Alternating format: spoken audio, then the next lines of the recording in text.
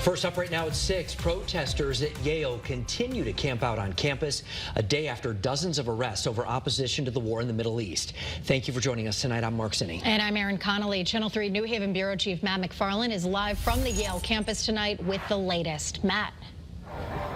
Well, Aaron and Mark, quite a different day here on campus after blocking off a busy New Haven intersection for hours yesterday. Today, students remained here on campus, and it's quite a mix. You've got the protesters towards the front of the building here. We've also seen a mix of other students just hanging out, playing games here on this lawn as well. As for yesterday's protest, New Haven's mayor says Yale's going to be getting a bill for its police overtime costs.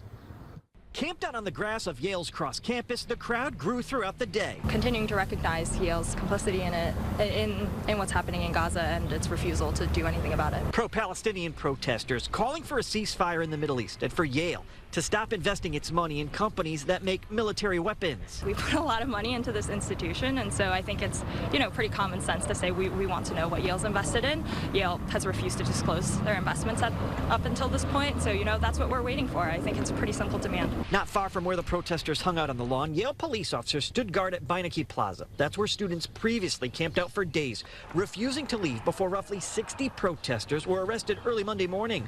From there, they quickly moved to the intersection of Grove and Prospect. Then it became our responsibility because it was no longer Yale's property. Blocking the busy downtown intersection for roughly 9 hours Monday, with the costs now falling on the Elm City.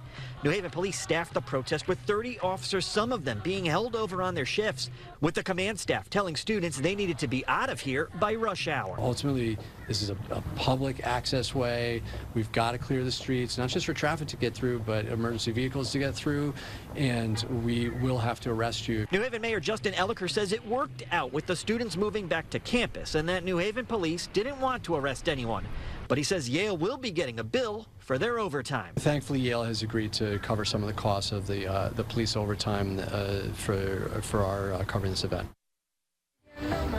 Now, no final numbers from the city on that overtime cost. As for the protest, asked one of the organizers how long they'll be out here. She said she didn't know.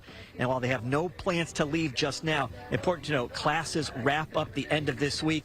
And then you have final exams first week of May, commencement here at Yale, May 20th. We're live with the mobile newsroom in New Haven. Matt McFarland, Channel 3 Eyewitness News. Matt, thank you.